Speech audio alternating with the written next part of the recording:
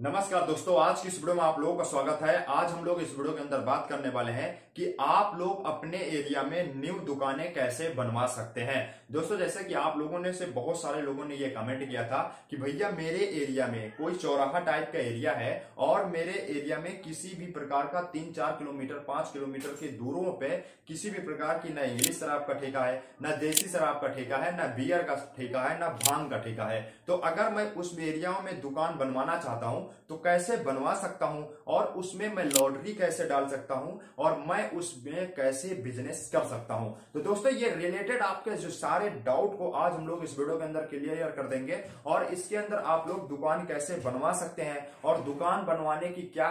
प्रक्रिया होती है, वो सारी प्रक्रिया के बारे में आज हम लोग इस वीडियो के अंदर एक्सप्लेन करेंगे। और अगर आप लोग इस वीडियो को पसंद आए तो चैनल को सब्सक्राइब और वीडियो को लाइक करिएगा। और अगर आप लोग इसको नई दुकानों को बनवाना चाहते हैं तो आप लोगों को इस वीडियो को लास्ट तक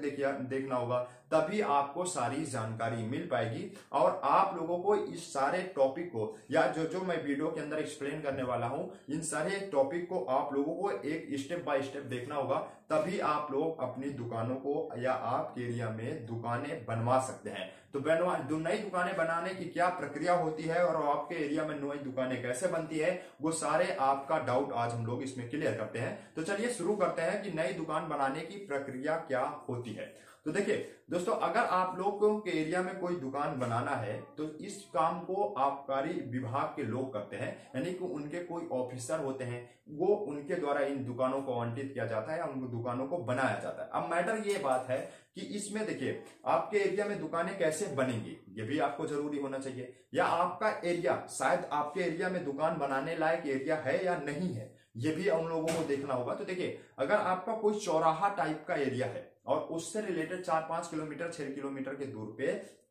कोई उसमें दुकानें नहीं है, तो वहां जाहिर सी बात है वहां दुकानें बन सकती हैं। लेकिन मैं इसमें नहीं कह सकता कि दुकानें बन सकती हैं। इसके लिए तो आपके एरिया के आबकारी विभाग के लोग निश्चित करेंगे कि हाँ उस एरिया में दुकान बनने लायक है या नहीं बनने लायक है। क्योंकि अगर उस एरिया के जो रिलेटेड दुकानें होंगी और उन दुकानों में बहुत ज्यादा बिक्री होती होगी और आपके एरिया में जो दुकान एरिया जो चौराहा टाइप का है और उसमें अगर दुकानें बनना है तो आपको क्या करना है, आपको अपने क्षेत्रीय आबकारी ऑफिस जो होगी वहां आपको जानकारी देना है और वहां आपको जाकर बात करनी है। वहां जाकर आप लोग जब बात करेंगे तो वहां जब आप उनको जानकारी देंगे तो उनसे आप लोग बात करेंगे और तब उनको दुकानें बनाना है या नहीं बनाना है वो खुद डिसाइड करेंगे। क्योंकि क्या है कि अगर उस एरिया में दुकान बनाना होगा तब वो क्या होगा कि जब आप वहां जाएंगे उनसे मिलेंगे तो वो क्या करेंगे, उस एरिया को आएंगे देखेंगे और देखने के बाद उसकी जांच करेंगे कि हाँ इस एरिया में दुकानें बनाएंगे तो सेल होगी या नहीं होगी और आपके एरिया में कौन सी शराबें बिक सकती हैं, इंग्लिश वाली बिक सकती है ज्यादा या देसी वाली बिक सकती है। जाहिर सी बात है अगर ग्रामीण क्षेत्र का होगा तो उसमें सबसे पहले देसी शराब बनाई जाएगी, इंग्लिश बाद में, क्योंकि इसमें पहले देखेंगे देसी से कि हाँ इसमें बिक्री हो सकती है या नहीं हो सकती है। क्योंकि अगर उसमें बिक्री लायक दुकानें होंगी तभी उसमें जाहिर सी बात है कि इंग्लिश शराब बनाया जाएगा। इंग्लिश शराब का मतलब दुकानें बनाई जाएंगी। क्योंकि अगर देखा जाएगा अगर उसमें पहले सबसे देसी शराब वो क्या बोलते हैं इंग्लिश शराब नहीं बनाते, क्योंकि उसमें देसी जो है ये नॉर्मल तरीके से जल्दी हो भी जाती है और उसमें क्योंकि ग्रामीण क्षेत्र के लोग हैं तो उसमें ज्यादा देसी की बिक्री भी ज्यादा होती है, तो इसी की कारण की वजह से उस एरिया में देसी शराब की दुकानें ज्यादा बनाई जाती है। अब ये भी आपके एरिया के ऊपर ही डिपेंड करता है, मैं इसमें नहीं कह सकता, क्योंकि आपके एरिया में कौन सी दुकानें उस एरिया में मतलब कौन सी दुकानें ज्यादा चल पाएगी, उस तरीके से जब वो जांच करेंगे और जांच करने के बाद फिर उसकी एक रिपोर्ट बनाएंगे और रिपोर्ट बनाने के बाद फिर उसकी सारी डिटेल्स मेंशन करके उसको अलग बड़े ऑफिसर लोगों के पास भेजते हैं और उसको भेजने के बाद अगर उसमें वो पास हो जाती है तब आपके एरिया में वो दुकानें बन जाती हैं और दुकानें बनने के बाद वहां आपका ठेका खुल सकता है। लेकिन अब आप लोगों के ये बात है कि अगर वो ठेका तो खुल गया लेकिन उसमें भी आपका एक डाउट या एक इंपॉर्टेंट पॉइंट ये है, क्योंकि अगर वो ठेका तो मान लीजिए आपने मेहनत करी, आपने उनको जानकारी दी और जानकारी देने के बाद उन लोगों ने मेहनत करके उस एरिया में दुकान भी बना दी, तो इसमें यह भी जरूरी नहीं कि आपको ही वो दुकान मिल जाए,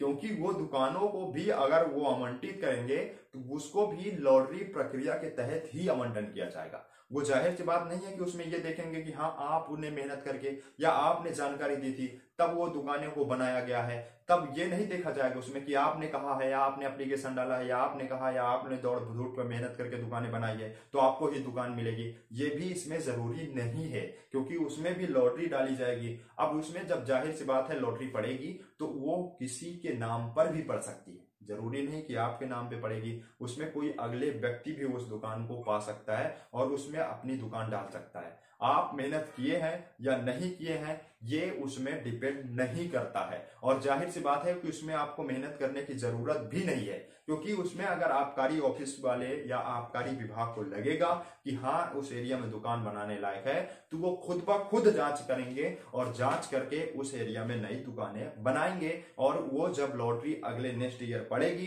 तो उसमें लॉटरी डालकर उस दुकानों को आवंटित करके उन दुकानों को चलाएंगे। वो उनकी जिम्मेदारी है, उनकी हिडक है। आप उसमें आपको हस्तक्षेप करने की या आपको परेशान होने की कोई जरूरत नहीं है। अगर आप चाहते हैं कि हाँ मुझे मेहनत करना है, अगर तो आप दौड़ना चाहते हैं तो आप उसमें मेहनत कर सकते हैं, क्योंकि जरूरी नहीं है कि वो दुकानें अगर बन भी जाती है आपके मेहनत करने के बाद तो वो दुकानें आपको ही मिल जाए। तो दोस्तों लॉटरी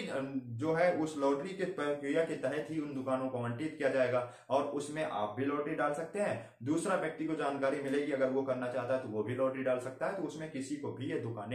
मिल सकती है। तो दोस्तों ये जो नई दुकानें बनाने की प्रक्रिया है, नई दुकानें इसी प्रकार बनती है और इसी से प्रकार बनाकर इसको आवंटित किया जाता है। तो दोस्तों अगर इससे रिलेटेड आपको किसी प्रकार का डाउट है तो आप लोग कमेंट कर सकते हैं। उस का डाउट का जो सोल्यूशन होगा उसका मैं तुरंत इस